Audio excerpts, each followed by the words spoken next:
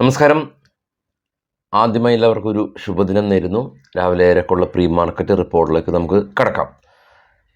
ഈ ഒരാഴ്ചയിൽ പ്രധാനമായിട്ടും ഗിഫ്റ്റ് നിഫ്റ്റി ആദ്യം നോക്കുമ്പോൾ കഴിഞ്ഞ ശനിയാഴ്ച നമുക്ക് ട്രേഡ് ഉണ്ടായതുകൊണ്ട് വെള്ളിയാഴ്ചയിലെ ക്ലോസിങ്ങിൽ നിന്ന് ഒരു 60 പോയിൻ്റ് ഉയർന്ന രീതിയിലാണ് ശനിയാഴ്ച മാർക്കറ്റ് ക്ലോസ് നടത്തിയത്. അപ്പോൾ അതേ പോയിൻ്റ് തന്നെയാണ് ഇപ്പോഴും നിലവിലുള്ളത്. ഈ ഒരാഴ്ചയിലെ പ്രധാനമായി ഫോക്കസ് ചെയ്യേണ്ട ഒരുപാട് ഈവൻ്റ് ഉണ്ട്. അതിൽ ഏറ്റവും പ്രധാന ഈവൻ്റ് ജെറോം പവലിൻ്റെ സ്പീച്ചും, കൂടാതെ തന്നെ ജെറോം പവലിൻ്റെ സ്പീച്ചിന് ശേഷം അവിടെ യു.എസിൽ നിന്നുള്ള നോൺ ഫാം പേറോൾ ഡേറ്റയും വരുന്നുണ്ട്. ഈ രണ്ട് ഈവൻ്റ് മാത്രമല്ല ഉള്ളത്, യൂറോസോണിൻ്റെ ഇൻട്രസ്റ്റ് റേറ്റ് തീരുമാനങ്ങൾ ഉൾപ്പെടെ വിവിധ രാജ്യങ്ങളിൽ നടക്കുന്ന ഈവൻ്റുകൾ ഏതാണെന്ന് കൃത്യമായിട്ട് നമ്മൾ ഞായറാഴ്ച ദിവസം വൈകിട്ട് 7 മണിക്ക് മാർക്കറ്റ് ഔട്ട്ലുക്കിൽ നമ്മൾ പറഞ്ഞിരുന്നു. അത് നമ്മുടെ വെബ്സൈറ്റിൽ സ്റ്റിൽ അവൈലബിൾ ആണ്, വിത്ത് സമയമടക്കം അവൈലബിൾ ആണ്. ഓരോ പൊസിഷൻ ഹോൾഡ് ചെയ്യുമ്പോൾ നമ്മൾ ശ്രദ്ധിക്കുക, നമുക്കൊരു പഠനം ഉണ്ടാവും, അല്ലെങ്കിൽ നമുക്കൊരു വ്യൂ ഉണ്ടാവും. ആ വ്യൂ അനുസരിച്ച് നാളെ പോകണമെന്ന് യാതൊരു നിർബന്ധമില്ല. കാരണം ഈ ഈവൻറ്റുകളിൽ ഉണ്ടാകുന്ന ഇമ്പാക്റ്റുകളായിരിക്കാം നാളെ മാർക്കറ്റിൽ റിഫ്ലക്റ്റ് ചെയ്യുക. അത് നമ്മുടെ വെബ്സൈറ്റിലുണ്ട്. അത് മാത്രമല്ല, മറ്റനവധി ഇൻഫർമേഷൻ നമ്മുടെ വെബ്സൈറ്റിൽ ട്രേഡ് ബഡി ടാബിലുണ്ട്. ഈ വീഡിയോയുടെ ഡിസ്ക്രിപ്ഷനിൽ ചെക്ക് ചെയ്യുക. അപ്പോൾ അതാണ് ആദ്യമായിട്ട് ഉള്ളത് ഈ ഒരാഴ്ചയിലുള്ള പ്രധാന ഈവൻറ്റ്. ഇനി ഇന്നത്തെ ശ്രദ്ധിക്കേണ്ട പ്രധാന സ്റ്റോക്കിൻ്റെ ന്യൂസിലേക്ക് നോക്കുമ്പോൾ, NTPC കമ്പനി സിംഗൂരിലുള്ള അവരുടെ എക്സിസ്റ്റിംഗ് പ്ലാന്റിൽ 17,195 കോടി രൂപക്ക് ഇവർ ഫർദർ ഇൻവെസ്റ്റ്മെൻറ്റ് നടത്താനുള്ള തീരുമാനം ബോർഡ് അംഗീകാരം കൊടുത്തു. SCVN കമ്പനിക്ക് 1,200 കോടി രൂപ വർത്ത് വരുന്ന ഓർഡർ കിട്ടി. ഗോദ്രേജ് പ്രോപ്പർട്ടീസ് 5,000 കോടി രൂപ വർത്ത് വരുന്ന ഇവരുടെ പുതിയ ലക്ഷറി റെസിഡൻഷ്യൽ പ്രൊജക്റ്റ് 62 ഏക്കറിൽ ബാംഗ്ലൂരിൽ തുടങ്ങാനായിട്ട് കമ്പനി തീരുമാനിച്ചു. Coforge company ADR American depository റെസിപ്റ്റിൽ ലിസ്റ്റ് ചെയ്യാനായിട്ട് ഓൾറെഡി അംഗീകാരം കിട്ടിയ കമ്പനിയാണ്. കമ്പനി പറയുന്നത് ഇപ്പോൾ തൽക്കാലം അവിടെ ലിസ്റ്റ് ചെയ്യുന്നില്ല എന്ന് പറയുന്നു, ശ്രദ്ധിക്കുക. PSP പ്രൊജക്റ്റ് 382 കോടി രൂപയുടെ ഓർഡർ കിട്ടി. MOL കമ്പനിയുടെ കഴിഞ്ഞ മാസത്തെ അവരുടെ പ്രൊഡക്ഷൻ കപ്പാസിറ്റി 15% ഉയർന്നിട്ടുണ്ടെന്ന് കമ്പനി അറിയിച്ചു. സിഗ്നേച്ചർ ഗ്ലോബൽ കമ്പനി 3,600 കോടി രൂപയുടെ ഒരു റെക്കോർഡ് സെയിൽസ് കഴിഞ്ഞ മാസം നടത്തി എന്ന് കമ്പനി അവകാശപ്പെട്ടു. ഗണേഷ് എക്കോസ്ഫിയർ കമ്പനി GST ഡിപ്പാർട്ട്മെൻറ്റ് ഈ കമ്പനിയിൽ അവരുടെ ഫാക്ടറിയിൽ സെർച്ച് നടത്തി എന്നുള്ള ന്യൂസ് ഉണ്ട്, ശ്രദ്ധിക്കുക. ബ്രിഗേഡ് എൻ്റർപ്രൈസസ് കമ്പനി, ബ്രിഗേഡിനെ പറ്റി നമ്മൾ ന്യൂസ് പറഞ്ഞിട്ടില്ല അല്ലേ? ഓക്കെ. ബ്രിഗേഡ് എൻ്റർപ്രൈസസ് കമ്പനി ഇവർ ബാംഗ്ലൂരിൽ 380 കോടി രൂപയുടെ പുതിയ ഒരു 3 BHK 2 BHK ഫ്ലാറ്റ് അവർ ചെയ്യാനായിട്ട് കമ്പനി തീരുമാനിച്ചു. പട്ടേൽ എഞ്ചിനീയറിംഗ് കമ്പനി 525 കോടി രൂപയുടെ ഓർഡർ കമ്പനിക്ക് കിട്ടി.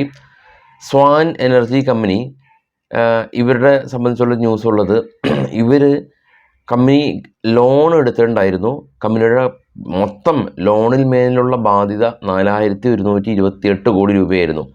കഴിഞ്ഞ ദിവസം 2,206 കോടി രൂപയുടെ ലോൺ റീപേയ്മെൻറ്റ് നടത്തി എന്നുള്ള ന്യൂസ് ഉണ്ട്. അതുകൊണ്ട് തന്നെ ഇവരുടെ ടോട്ടൽ കടബാധ്യത 1,675 കുറഞ്ഞിട്ടുമുണ്ട്. ഗുജറാത്ത് അംബുജ എക്സ്പോർട്ട് കമ്പനി അവിടെ പുതിയ ഒരു പ്ലാന്റ് ഗുജറാത്തിൽ അവർ ഉദ്ഘാടനം നടത്തി. KPE ഗ്രീൻ എനർജി കമ്പനി പുതിയ സോളാർ പ്രൊജക്റ്റിൻ്റെ ഓർഡർ കിട്ടി. ഡോക്ടർ ലൽപത് ലാബ് CEO റിസൈൻ ചെയ്ത്, ശ്രദ്ധിക്കുക. HJ ഇൻഫ്ര കമ്പനി 500 കോടി രൂപയുടെ ഓർഡർ കിട്ടി. അവാൻഡൽ കമ്പനി LNTയുടെ ഭാഗത്തു നിന്ന് പുതിയ ഓർഡർ കിട്ടി. സാഗൽ പ്രീപെയ്ഡ് ഓഷൻ കമ്പനി ആക്സിസ് ബാങ്കായിട്ട് പുതിയ ടൈപ്പ് ഏർപ്പെട്ടു. മറ്റുള്ള ന്യൂസുകൾ നമ്മുടെ ടെലഗ്രാം ചാനലിൽ മാക്സിമം ഇടാൻ ശ്രമിക്കാം. ഈ വീഡിയോയുടെ ഡിസ്ക്രിപ്ഷനിൽ ടെലഗ്രാമിൻ്റെ ലിങ്ക് ഉണ്ട്, ക്ലിക്ക് ചെയ്ത് മാത്രം ജോയിൻ ചെയ്യാൻ ശ്രമിക്കുക. ഇനി മറ്റുള്ള സപ്പോർട്ടിംഗ് ആയിട്ടുള്ള കാര്യങ്ങളിലേക്ക് കടക്കാം. FISൻ്റെ ഇൻഡെക്സ് ഫ്യൂച്ചറിലുള്ള ആക്ടിവിറ്റീസാണ്. ഇൻഡെക്സ് ഫ്യൂച്ചറിൽ നമ്മൾ ആദ്യത്തെ ദിവസം 65% ഒരു ഷോർട്ട് പൊസിഷൻ വർദ്ധിപ്പിച്ചത് കാണുന്നുണ്ട്. സ്റ്റിൽ അത് തന്നെയാണ്. ഇത് കഴിഞ്ഞ മാസം FISൻ്റെ ലോങ് പൊസിഷൻ മന്ത്ലി എക്സ്പയറി ആയതുകൊണ്ട് അവർ എക്സിറ്റ് ചെയ്തത് കൊണ്ടും ഈ ഒരു ഷോർട്ട് പൊസിഷൻ വർദ്ധിച്ചേക്കാം, അല്ലെങ്കിൽ ഇതിൻ്റെ വാല്യൂ വരുമ്പോൾ വർധനവ് കണ്ടേക്കാം. ഇത് ആക്ച്വൽ ഷോർട്ട് പൊസിഷൻ ആണോ എന്നുള്ളത് 2 ദിവസം കഴിയുമ്പോഴാണ് നമുക്ക് മനസ്സിലാക്കാൻ സാധിക്കുകയുള്ളൂ. ഇനി ഇപ്പോഴുള്ള ഗ്ലോബൽ അപ്ഡേറ്റ്സ് നോക്കാം. ഏറ്റവും ടോപ്പിൽ കാണാം ഗോൾഡ് $2081 പെർ ഔൺസ് എന്ന നിലയിൽ ഇൻ്റർനാഷണൽ മാർക്കറ്റിൽ ഗോൾഡ് ശക്തമായിട്ട് മുന്നേറി. ഇപ്പോൾ ട്രേഡ് ചെയ്യുന്ന ഏഷ്യൻ മാർക്കറ്റാണ് ഓസ്ട്രേലിയ, ചൈന, കൊറിയ, ജപ്പാൻ മാർക്കറ്റുകളെല്ലാം തന്നെ പോസിറ്റീവാണ്, ഫ്ലാറ്റാണ്. ഡോ ഫ്യൂച്ചർ നെഗറ്റീവാണ്. ബിറ്റ്കോയിൻ നിർത്താൻ ഉദ്ദേശമില്ല. $1700 ഉയർന്ന് $63,506 ബിറ്റ്കോയിൻ പറന്ന് അകലുകയാണ്. മറ്റുള്ള കഴിഞ്ഞ വെള്ളിയാഴ്ചയിലെ കഥ എടുക്കുകയാണെങ്കിൽ നമ്മളെ മാർക്കറ്റ് ക്ലോസ് ചെയ്തതിന് ശേഷം US മാർക്കറ്റ് പോസിറ്റീവിൽ ക്ലോസ് ചെയ്തു, യൂറോപ്യൻ മാർക്കറ്റ് പോസിറ്റീവിൽ ക്ലോസ് ചെയ്തു. അത് നമ്മളിപ്പോൾ കാണിക്കുന്നില്ല, അത് ഓൾറെഡി മാർക്കറ്റ് ഔട്ട്ലുക്കിൽ കണ്ടിരുന്നു. ഇനിയും നമ്മൾ മറ്റുള്ള സപ്പോർട്ടിംഗ് ആയിട്ടുള്ള കാര്യങ്ങൾ പരിശോധിക്കാം. ആദ്യമായിട്ട് നമുക്ക് നോക്കേണ്ടത് ഓപ്പൺ ഇൻട്രസ്റ്റ് ആണ്.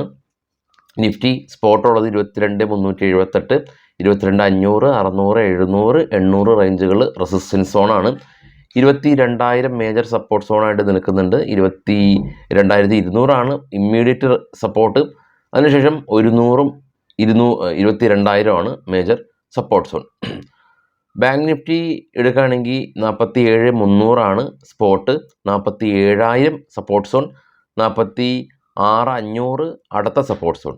റെസിസ്റ്റൻസ് സോണ് 47,500, കൂടാതെ തന്നെ 48 അതാണ് മേജർ റെസിസ്റ്റൻസ് സോൺ എന്ന് പറയുന്നത്.